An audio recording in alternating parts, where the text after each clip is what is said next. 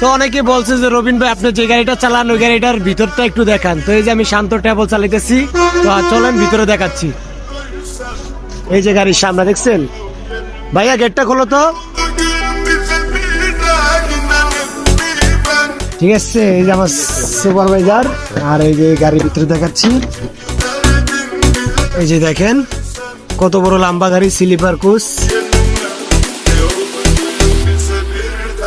এই যে দেখেন গাড়ির সিট গুলো দেখেন, দেখছেন। এই যে কেবিন, এটা হলো সিঙ্গেল বেড, ঠিক আছে। যারা সিঙ্গেল যায় তাদের জন্য, আর যারা ডাবল যাবে